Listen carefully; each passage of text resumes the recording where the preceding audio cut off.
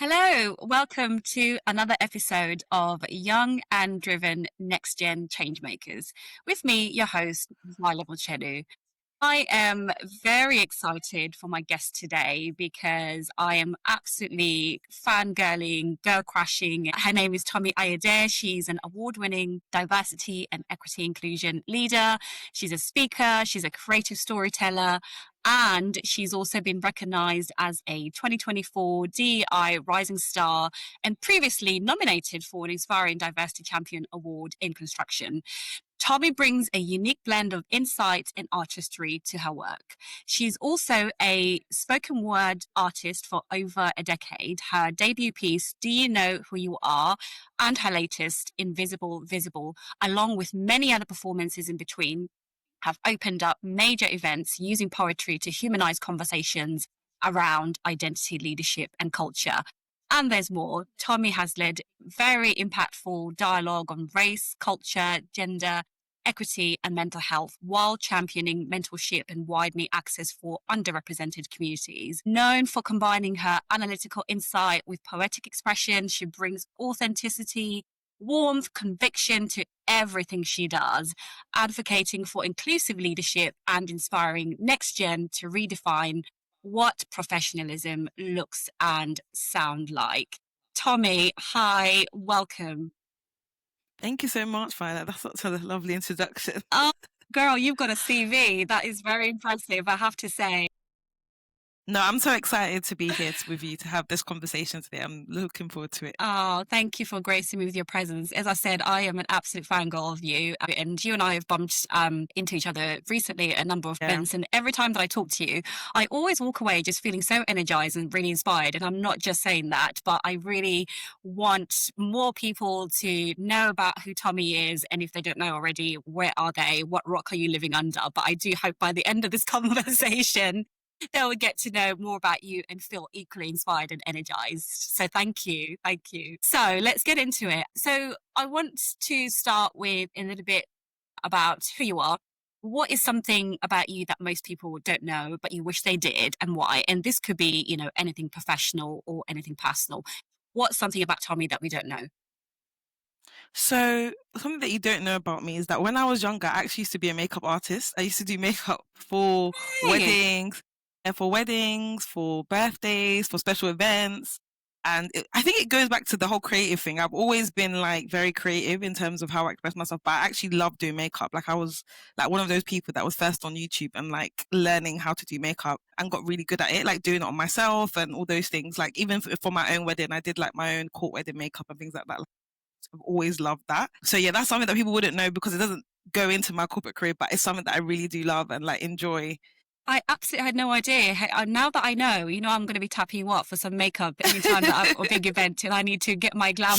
My Yeah, that's the thing. On a normal day, I'm like makeup free, but when it comes to an event, yeah, girl, I like yeah, to go all out. Yeah, yeah, yeah. A yeah. little razzmatazz. Still practicing doing your makeup, or do you do it for others Yeah, at the no, moment? so yes, I will do it for friends, like, for special occasion, just enjoy that whole, like even recently I went onto online masterclass for makeup just to learn more tips really. But I just enjoy it's a creative expression and a hobby that I just enjoy doing and yeah, Yeah, find it fun. you're absolutely very creative, and that there's a thread to some of the stuff that we're going to be talking about today.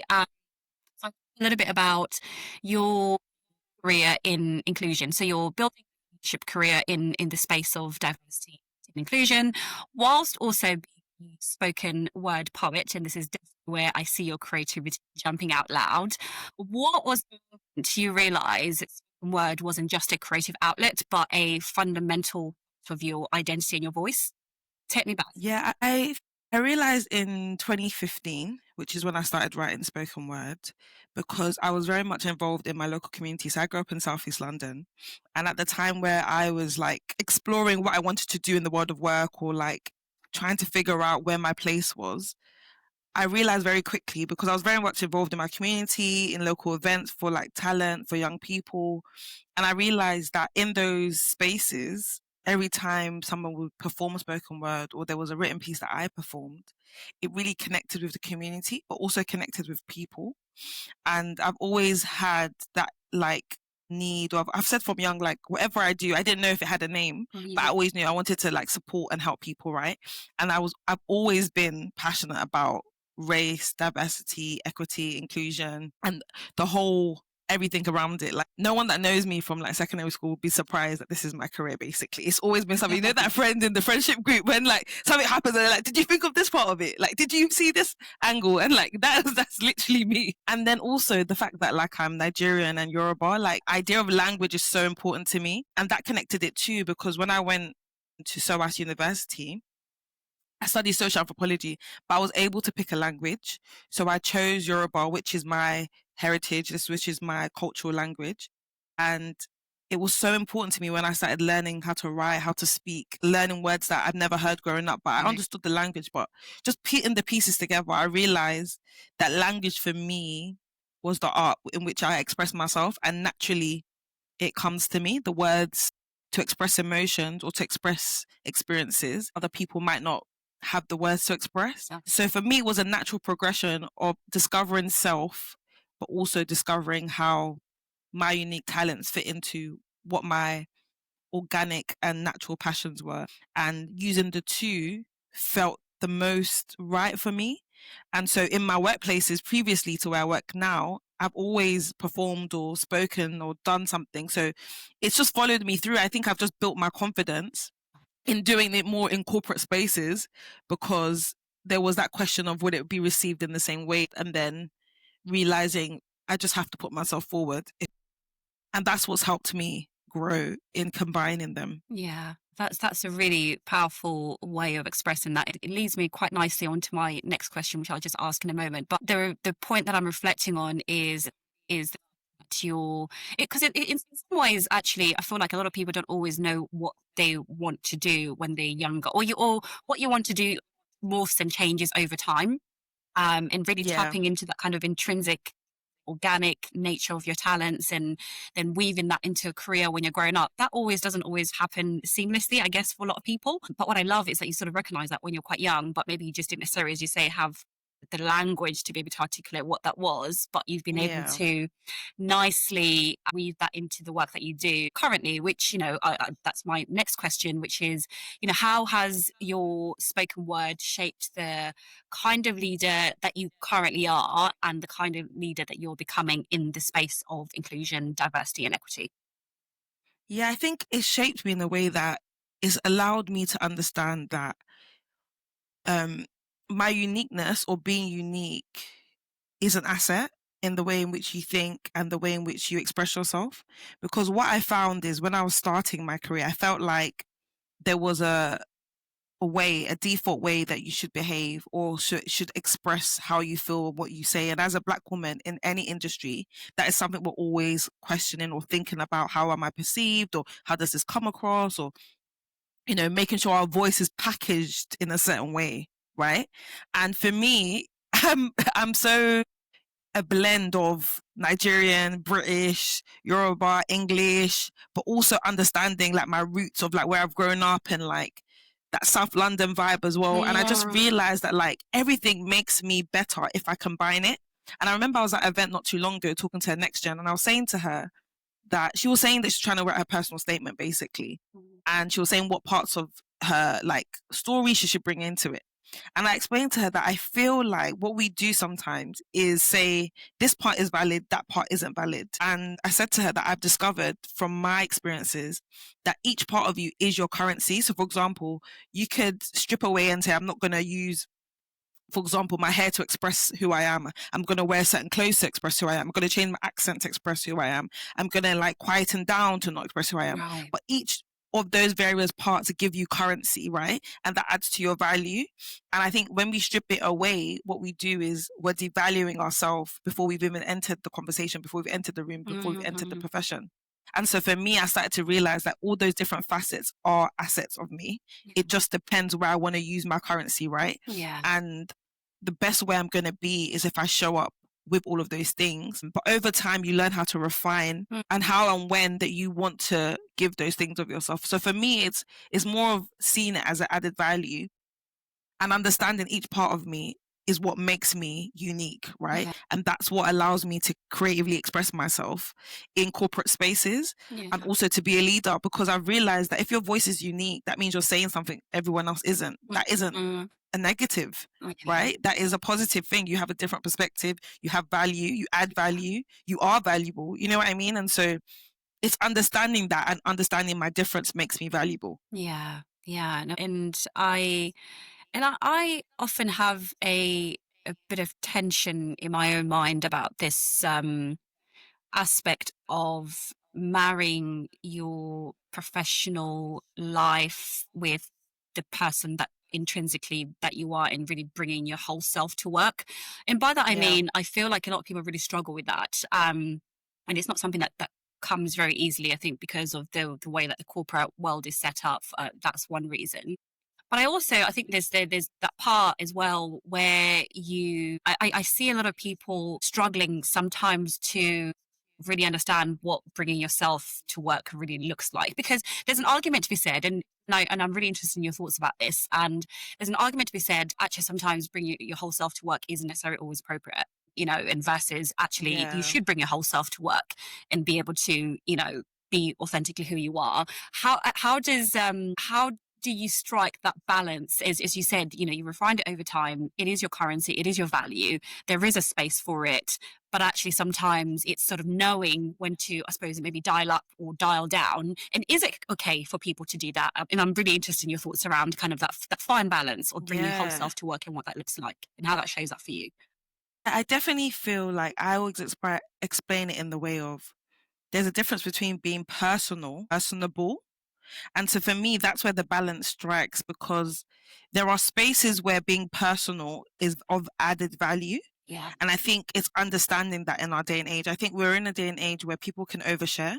People can think that if I share more of what's deeply, vulnerably, and personal to me, that means that this is the way to connect, right? But I think culturally for us as Black women, that's not often a comfortable space to be in, because Right. culture tells us to cover that, right? So I have to look at it through our lens of, or through my lens of, what are we protecting and why are we protecting that, right? And I think that's also an important part to say when we look at, for me anyways, being authentic. Authentic means I'm being self in a sense of, who I'm showing to be. My experience, my expertise are all real. Yeah. But what I share of my personal is completely up to you. And I think that's where you can choose if you want to or not. And I think that choice is what makes it special, because everybody has a different work context that they're in, Right. a different place that they feel safe, a different type of colleagues or people that it just naturally comes. I feel like we often know, but sometimes we don't put our finger on it and say, like, I'm able to be more personal in this dynamic, in this relationship at work, because this person allows for that. They bring that out of Right. me, right? Whereas there's other places or spaces or people we feel unsure about, uneasy about. We don't Right. know what the vibe is. You know what I mean? So then Yeah. it's like, Yeah. I don't want to be as personal. Yeah. And that's okay. And I think it's navigating those relationships, because those instinctual beliefs and signs and intuition is there to support us. And I think we should lean into that more. I think I lean into it a lot more through my life experiences. And that's what helps me to know what spaces and what people um to be more personal with and to be just personable with. And I think that's perfectly fine, because we should and we're allowed to create our boundaries and to create those relationships based on how we feel. And if we don't feel those, then we don't necessarily need to. We do what we need to do within those spaces. Yeah, yeah. There's something there about trusting your instinct, right? Trust your intuition. It will always Yep. guide you. And yeah, I really, really love that. And as I said, you've beautifully blended your professional career with your outside of work passions, which form part of your identity. And I love to talk practicalities on the podcast. What are some of and I feel like maybe you've alluded to some of this a little bit already, but would love to hear a little bit more about what are some of the practical steps that have helped you to create your identity into your professional world without losing who you really are authentically outside of that, marrying the storytelling and the creative aspect. How do you do that in practical terms? What are some of the things that you've done or are still continuing to do?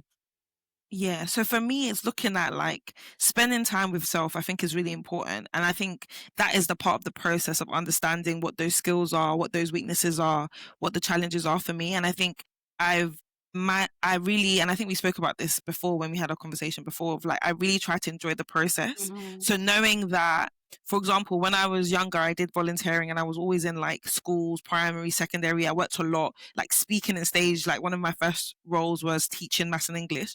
And then I worked in like major events where I would like speak to hundreds of students and whatnot. And at those times, those roles didn't necessarily feel small, but it felt like a training ground, so to speak. Mhm. And then now I'm in a role whereby I speak publicly, I speak on major panels or publicity, or I'm writing articles for things. And I think that those times were the training ground. But oftentimes we look at the beginning of our process, especially when we're coming into the industry, and think, oh, this is just another role, like this is just long, or this is just this. But really and truly, seeing those parts of as a training ground, which also, without me realizing, supported my confidence in public speaking and then performing, Yeah. is now allowed me to like marry the two so seamlessly. Yeah. So I think it's about knowing self, understanding that everything can be a training ground. It just depends on your perspective. And then looking at what naturally aligns with a corporate career or with your talent and whatever that is. Because I think for me as well, it's also being comfortable to be led, and then also being comfortable to lead. There are things that are naturally just my natural expertise and passion, and creatively thinking and designing solutions or initiatives that mean it's not hard to marry the two. And then there are other things that maybe that is someone else's domain. So knowing when to like lean in and pull back to be able to be appreciated for what you bring to the table, I would say.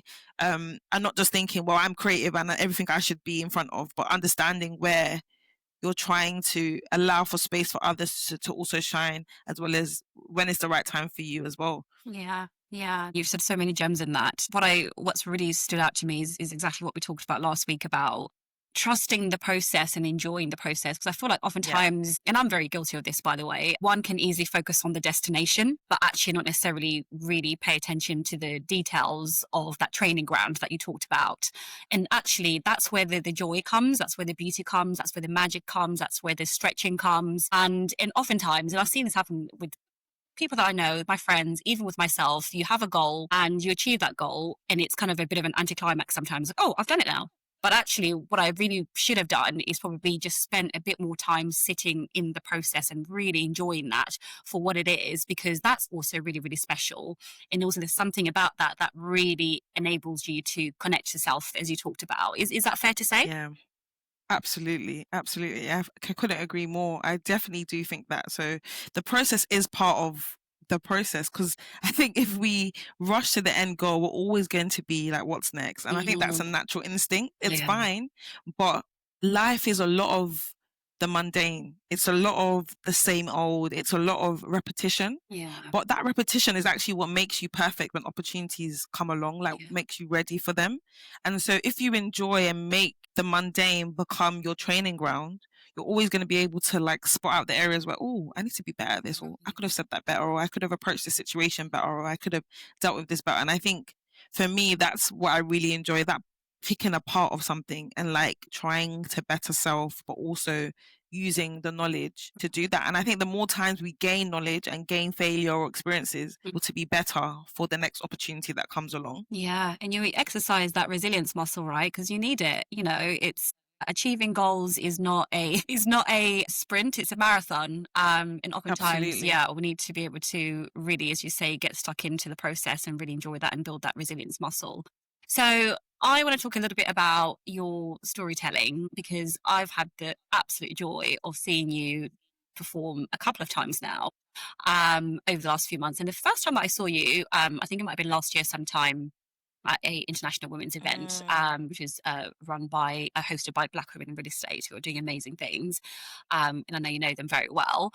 And you spoke, and I was there with one of my friends, and you made her cry in the best possible way. Like you were so moving in how you express your artistry, not only just in your um your physical presence, but it's just the words that were coming out of your mouth and the story that you were telling. It was absolutely beautiful. And I've also seen you perform at another event fairly recently, and I was equally moved as well. So I've had the pleasure of that. And I see your storytelling as a way of opening up conversations and also creating empathy in ways that data sometimes can't, right? Because you need the human stories, you need that humanity. It's not just all about data. And I think, especially in the work that you do, can you share with me and our listeners a moment where your poetry shifted someone's understanding around inclusion or identity? Yeah, I have quite a few actually, but most recently, at a particular event, I performed a spoken word that basically hit on microaggressions. And what was interesting to me was that after that particular event, I had a lot of white males coming up to me to say that it impacted how they viewed something that they never understood until just that very moment. Like something they've never seen, never felt, never able to put a finger on. And all of a sudden, the spoken word allowed them to say, oh, those actions can actually impact someone. I've never even thought of that. I never thought my comments or the things that someone or I've seen or happened could impact so much. And I thought, wow, like this is something that I need to like really bottle up and take to the next level, because now what I'm saying, what I'm hearing from the qualitative data is this is transforming perceptions and mindsets to a whole new level of saying, you know, now I want you to perform it at this another event because it's so impactful, and to speak to these group of people that never heard of it before. And from the back of that, I've had like 3 or 4 performances of that spoken Amazing. word and of others as well.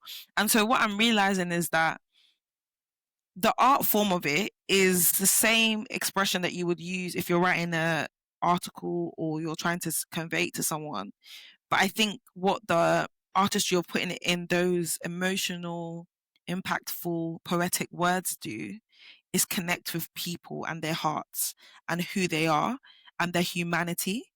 And I Mm, think that's what I enjoy so much about language, because language is universal on the things that connect us to our emotions. yeah. So everyone experiences pain. Everyone wants to experience love. Everybody wants to be cared for to some degree, whatever that looks like, right?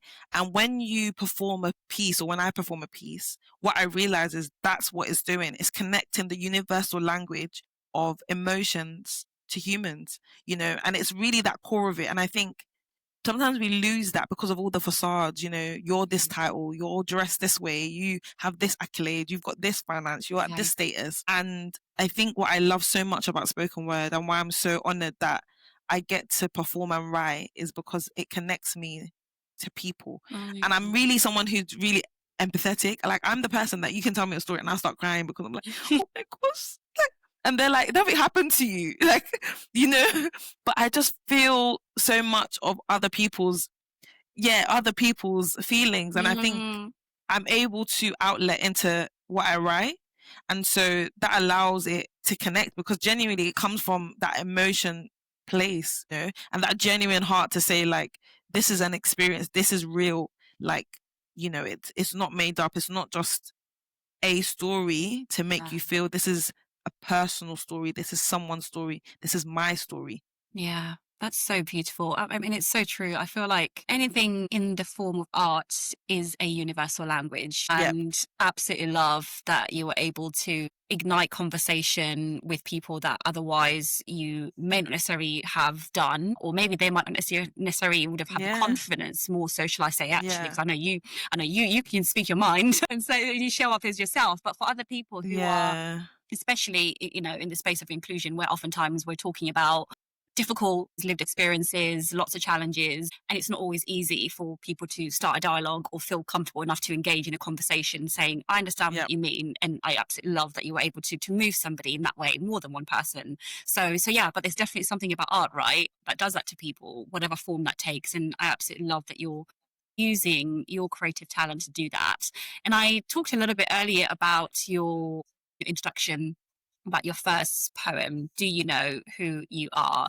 So this was the first piece that you did about a decade ago. Talk to me a little bit more about that. I want to understand, what was the inspiration behind this particular poem? Is there something that you were wrestling with at the time, in that season part of your life, and what did it teach you about yourself? Yeah, I think it was a combination of like navigating that early adulthood and trying to discover what it is I wanted to do and where it is I wanted to express myself and all those parts of discovery. It was really about that. But also, it was about this idea of being loved as well. So it was a piece that expressed, do you know who you are? A question to myself. But then, do you know that you are loved and you are spoken for and that you are wanted and that you are so much more than what you choose to believe? And it had that theme throughout, you know. And I think oftentimes everyone goes for a point in their lives where you question, you know, your abilities, your talents, you're trying to rediscover or you're discovering or you feel uncomfortable about something you have discovered. And so it was encompassing all of that, right? And not too long ago, I went to a poetry night and I stood up and performed that. It was like an open mic. And it was so surprising how many young Black women specifically came up to me afterwards and were like, oh my gosh, like that so connected with me. I'm going through that right now. Like, this is how I feel. And I realized this is like a ongoing thing. This is not something that I wrote then and it's not applicable now, because 10 years later it was still very much connected to people. But I think for me it was really about self-discovery. Am I enough, you know, and what does that look like in reality? But what is the words of hope that I want to tell myself? Mm, Yeah, and I'm absolutely. really still proud of it though. Yeah, it really still connects with me, and it's still, and I guess that's probably why I wrote it, right? Yeah. But Yeah. yeah. And talk me through your creative process. Where do you start when you're writing a piece? Like, what is it? Something that happens just intrinsically that you feel moved by, and then you just go pen to paper? What is your creative process like? Yeah, so I think for me, it's always connected to an experience or an emotion or a conversation can spark it. And I think, like I said, because I'm such an empath, it gives me room to let out those emotions. Yeah. Because if you're feeling everything from everyone, I feel like sometimes it can get overwhelming. It can get overwhelming, you know? There's another thing, isn't Yeah, it, with empathy and being overwhelmed by absorbing other exactly. people's emotions. Very guilty Exactly. of that. Exactly. And then my day job is DI. So I'm always having conversations about things that are connected to the human experience, right? So I think for me, it's also a healthy outlet to be able to express that in poetry. So for me, it can start from that. Like Invisibly Visible, which is one of the recent ones that I wrote, came from a conversation with my manager around things that people experience in the workplace around microaggressions, right? And we started having a conversation around it because my experience would be totally different to her experience because she's a white lady from America and mine is a Black girl from Southeast London, you know what I mean? And so those experiences and having to have conversations that are really honest and raw around those topics, then thought, you know, let's write about this, right? And we co-wrote it in a sense of she wrote pieces around from her experiences and I wrote the pieces that really resonate and from my experiences. And it became a piece that was really authentic, but it was really based on the creative expression of bringing a conversation to life. Mm. And so for me, it's always important to be emotive. And the thing is with spoken word, it's such an art that sometimes even me that performs it and has these conversations, I think there are spoken words that are very metaphorical and very much take you on this winding journey of analogies and experience and metaphoricness. And I love those as well. And at times my pieces are like that. But then sometimes my pieces express the art of just what people experience, Right. but in a very poetic and capturing way. And I think it really resonates a lot with people who are new to the conversation around identity, inclusion, equity, and race because they're able to understand it from that human perspective. Mm. So I think for me, it's also that. So I write pieces that are more intrinsical and people who are poetic would probably like really be like, oh, wow, this is amazing. Okay. But then I have pieces which are more simple but beautiful but poetically connect to an emotion. Mm. And that comes from conversations and also understanding my audience as well. Yeah. Because I think sometimes you write, but you can write for yourself, but you can also write for who you want to Yeah. speak to, Yeah. which is also important. Yeah. Yeah. No, thank you for sharing that. All I would say is you are an innovator, a positive disruptor around how you're using your artistry to talk about inclusion and identity in a corporate space where I do feel like we need ideas like this to really bring those conversations to life. And in some ways, I would hope that would infuse a bit more around moving the needle to advance equity, like diversity and inclusion in this space where oftentimes it can feel like we're not really Yeah. making any headway. In the fact that you've been able to really bring that to life, that's really amazing. I don't think I've ever actually met anybody who is doing what you're doing, certainly in the corporate space. So kudos to you and more of that. And I know that you are quite visible on socials, on LinkedIn especially. And I would recommend listeners to find Tomi on LinkedIn. And you posted about your poem that you did around microaggressions, which was very, very powerful. And I'm Yeah. sure people can find some inspiration or at least have some thought provoking thoughts once you listen to that. It was absolutely really, really beautiful. Um, Earlier this week, so you and I were talking about the pressure to shrink yourself or to be strong as Black women, which is, you know, sometimes the narrative or some of those stereotypes that we really struggle with in this world. And I know you talked a little bit about this already, but I want to hear a little bit more about what does showing up as your whole self in terms of your personality, creativity, your softness and ambition look like for you today versus perhaps what it looked like even 12 months ago in this current season of your life? What does that look Yeah. like? I think for me, this current season of my life has been very busy. So I think it's been honest with that. And I did a post about that, I think earlier on in the year on LinkedIn. And I was like, this year in itself, I've planned 2 weddings. And if you're Nigerian, you know how hectic that is. A traditional and a white. I've also been studying for my CMI, so to become a chartered institution Amazing. management course. I've also had performances of spoken word. I'm also working full time. I'm also transitioning to a new role in terms of in my personal life as well. So it's very much been a year of what is my priorities and what does that mean for me and who am I becoming in this new version of me. And I think it's been a very much a process of discovery. So I think the way I've shown up is accepting that it's not the thing I'm doing or this is the only thing I'm prioritizing. It's been very much this is a priority because it matters right now Right. and I'm giving it 100%. And then this thing is also the priority because it matters and I'm giving it 100% when it is that time. So it's been an up and down shifting of things. It's been very exhausting as well and been very tiring. And I think sometimes for me as a Black woman, it's that thing of I'm always been ambitious. I've always got what's the next thing on my mind. Okay, I've done this. What's next? Like I can't sit down. I can't rest too long. I need to move. But I've needed to rest. Like that, there's days where I've traveled from one city to another city, then I'm out to the evening and I'm going to this event and I have another thing coming up on them. It's literally been one of those years where everything has Yeah. just moved so fast and I'm so grateful for the opportunities. Yeah.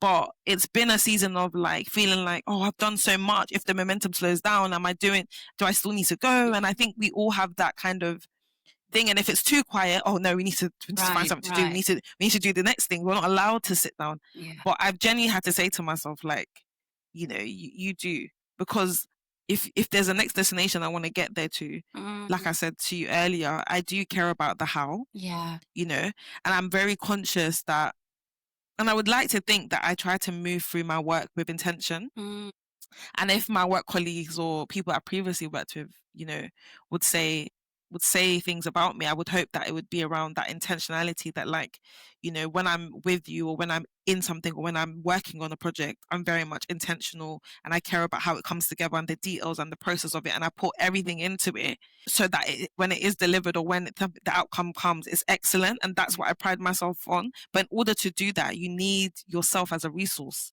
So I think for me, it's been rediscovering what that looks in this busyness of this season of my life. So, I don't have any concrete answers. I'm still figuring out, to be yeah. fair, because the change has been this year. But I do know that I'm very much aware of the ups and downs of Mm, self in this moment. yeah. I'm just really trying to accept it and not be so hard on myself and have Yeah. grace Yeah. Yes, it really because, sounds yeah, like you're giving yourself grace, which I think sometimes can be quite difficult for us as Black women. And as you said, I really feel like sometimes that comes from a point that you made around scarcity. So if I don't go 100 Yeah. miles an hour, or if I say no and have a boundary about Hmm. this other opportunity, oh my gosh, is this going to be the last opportunity that I ever get? Because, Yeah. let's be honest, sometimes these opportunities are few and far between for women of color. So I really understand that. I overstand that, and I have the same syndrome Yeah. sometimes. But as you said, it's a journey, it's a process, and you can't pour into something that you love if you're not able to have enough in the tank to be able to do so. But actually, there's something about adapting in each season, right? Focusing on Yeah. different priorities as you move through that, which sounds like you're really moving through that with such grace and such dignity. And I'm sure it's work in progress. Nothing's ever perfect, right? No, absolutely. It's never perfect. And I think it's okay for us to have honest conversation about it as Black women. And I think sometimes, like, people would see on social or on LinkedIn, oh, this person's always doing things, or how do they just, and I've had Yeah, conversations with people yeah, who I feel like that towards, and they literally are like, I'm just trying to keep it together. Like, and I'm like, really? yeah. Yeah, I'm like, really? Because I feel like that, but I didn't know you felt like that. And it's this breaking the facade of Mm, like, oh, it's so easy. Like, sometimes it isn't. Sometimes the days are it's challenging. Sometimes you haven't got it all together. Sometimes today you've got the 100%. The next day you've got 50, and then the next day you're yeah, trying to survive on 10. But yeah. you're continuing. And what I realized is more so around that consistency. Mm, So having things that are consistent rhythms or routines that help you to keep it, going, but at the same time, including that rest, including that recuperation, do the things in between that charge you. And sometimes that's what my calendar looks like. It looks like doing difficult tasks. Yeah. And then it looks like doing something that gives me back, a few minutes that allows me to feel recharged before I do the right. next thing, Yeah. and factor that into my day because remember, I go back to the point of the process. If every week feels like it's hell, then, it's hard to keep going when it It actually is is. Yeah. that. So I think it's finding the joy in the days, in the mundane, and Mm, in the things that can be difficult to do, and making it, feel better, yeah. whatever those little things are, whether that's a daily walk or whether that's having time to be creative or whether that's having a conversation with someone that charges you up and makes Yeah. you see something differently, whatever that is for you, it's just figuring it out and bringing it into your day to day. Yeah. Yeah. You're so right. I feel like sometimes social media can be kind of toxic in some ways because all you see is a facade, but actually you don't really see the struggles that someone has, versus what you see online. And we do need to be having more honest conversations around that. And I think especially if you're showing up as you do, and many others online, and you are a role model for other young people. You're a role model for lots of different people, but I do feel especially for younger people, and you and I have a real common passion around next gen, and Yeah. I especially young Black women who want to lead, create, and be seen. What would you say in terms of giving your big sister advice, shall we call it? How can Yeah. they show up in the most real way, whether that's online or whether that's in the day to day at work, without shrinking themselves and giving themselves permission to just be themselves in the way that you've been able to do that over the last few years? I would definitely say it goes back to doing the work in private because I think oftentimes with the next generation, a lot of things are outwardly first. So Mm, everyone's trying to show that they're moving to the next thing or they've got the next thing or they're at this particular point. But what I always feel is that if you don't have the process, whenever you get to whatever stage it is you're esteeming to be, you won't have what it takes in terms of the character to sustain it. right. And the process is what allows that to happen. So like I said previously, my experiences working in certain spaces and learning the art of public speaking and communication is what has allowed me to do this role. And now it feels effortless. Or people say, oh, how did you put that together? Or Mm, how did you write that? Or how did you create that? But for me, the process has been 15 years in the making or 10 years of consistently being out there and like refining that. And even now to this day, I would like watch back certain things and say, I could say this better, or I could right. think about that. And I remember having that conversation with someone. They're like, "You do that?" And I'm like, "Yeah, because I want to be a better at that thing. I want to be better at it, and the only way to do that is analyze what I'm currently doing, right? Mm, And that gives you the data to know what to do next. So for me, it's about my big sister advice would be spend time with self, find the things that you enjoy that give you that like life and that, you know, you're in your element. And then I would say, when you find that thing, do that thing and practice that thing and explore that thing, because oftentimes you will see someone else's thing and try and be like their thing. But what you realize is that they're already them, so you can't be them.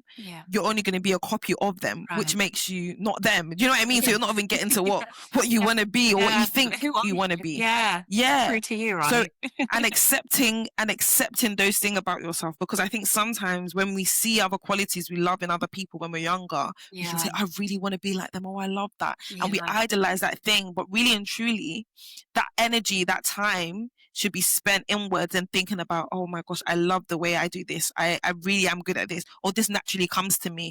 Oh, okay, I'm not so good at that. Do I want to be better at that? How can I learn that thing? And I think that when you're younger and you spend time doing those things, when you do get to a position where it's like you're in a spot of influence or you're in a particular career you want to be in, you'll be able to bring those things to the table because you spent time on the work in which you know what those things are.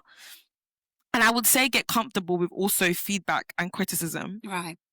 Because I think when you're growing and you're trying to figure it out, there will be that. And I think the earlier you get used to that, the better you'll be at being able to like quickly pivot and adjust and adapt. And I think that's something that's really needed within the workspace. And I think it's something that, you know, I would advise Next Gen to do. Like, ask for feedback. Say, oh, how did this go? Or is this okay? Or can I do better at this? Or what's your thoughts on this particular thing that I've done? And get comfortable with that quickly. And I think that would also show what an asset you are. Yeah. Oh, Tomi, I could talk to you all day. Honestly, I absolutely love talking to you. I was saying to you the other day, I wish I could have you in my ear every single day. I love you. Oh, no, I love talking to you too. It's been such a good conversation. Oh, no, we always have great conversation and you always keep it real and you're such an inspiration and keep doing what you're doing. Earlier on this week, I was a bit cheeky and I asked Tomi, can you please share a short snippet of a piece of poetry that captures where you are in your journey today? And she said yes, which I'm really happy about. So if you don't mind, are you happy to share a little snippet of something special that you've got for us Absolutely. today? Absolutely. So this is a part of Invisibly Visible. And so this part is where I'm just basically saying my truth. So it goes like this. Because my truth is not your enemy. This is just my reality. I'm not a checkbox for diversity. I'm not your Black History Month case study. And when you call me different, I'm what they call Black excellence. If I quiet my tone, is that what makes it comfortable? When I'm in a meeting and I know my point slaps, it hits home, but yet my response is met with a funny tone.